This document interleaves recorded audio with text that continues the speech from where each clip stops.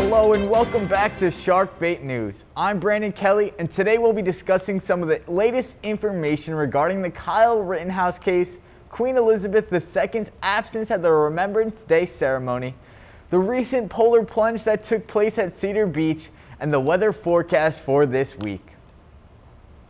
To begin, the verdict regarding the Kyle Rittenhouse case has finally come out after more than a year since the shooting took place, which killed Joseph Rosenbaum and Anthony Huber while wounding Gage Grosskreutz. Rittenhouse was found not guilty due to reasonable doubt of self-defense. This in itself has further split America along political and racial lines, as this all occurred during the Black Lives Matter protests within Kenosha, Wisconsin.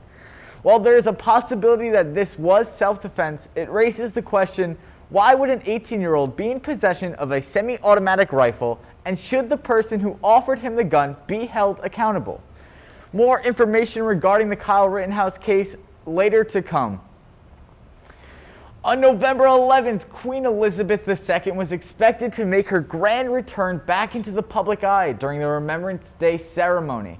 Remembrance Day is a national holiday that honors all the soldiers who died in the line of duty. Unfortunately, according to royal sources, the Queen wasn't able to attend due to a sprained back. In recent weeks, the Queen has been canceling several other engagements, but sources say that it's not correlated to her back sprain. Luckily, the Queen was able to make her grand return into the public eye this past weekend for the double christening of her great-grandchildren, August and Lucas.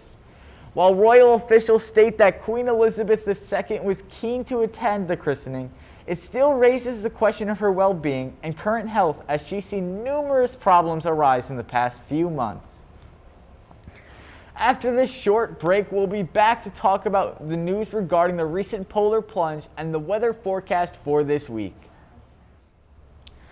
Did you know that according to the National Center for Education Statistics, in 2017 to 18, there were libraries at 92% of degree-granting post-secondary institutions overall, including 95% of public institutions, 96% of private nonprofit institutions, and 76% of private for-profit institutions? Well, you should know that there's a library on each of the 3 campuses at Suffolk County Community College, which provides information resources, instruction, computers, laptop loans, and study group spaces. Online databases link to thousands of periodicals and newspapers and provides resources beyond the scope of community college requirements. Students have access to ebooks and an extensive collection of academic databases that feature full-text journals, newspapers, and magazines at each library. Library databases include Academic Search Complete, Art Store, Nursing Made Incredibly Easy, Science Direct, and more.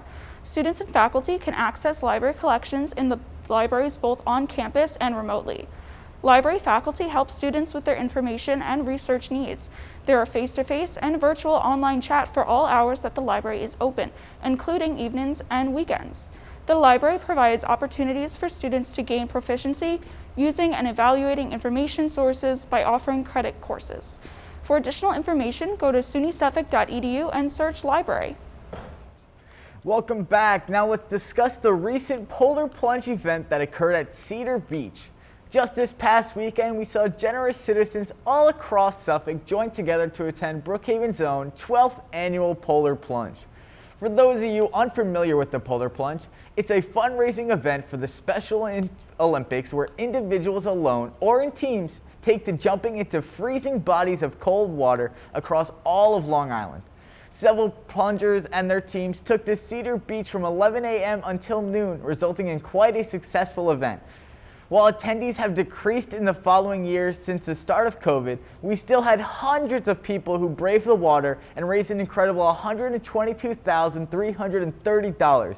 We look forward to supporting our New York State future Special Olympic athletes. Now on to the weather forecast for the week.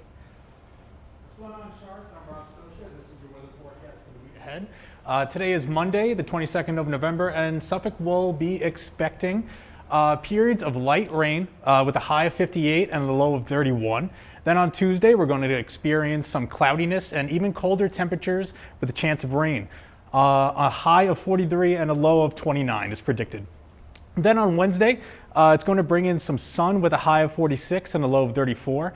And Thursday, as we all know, is Thanksgiving, so be prepared to have a little bit of partly cloudy skies with possible chances of showers in the night. That's your Suffolk weather forecast for the week. Back to you, Brandon. Thank you, Rob. That's all the time we have for today. Thank you for watching Shark Bait News, and see you next time.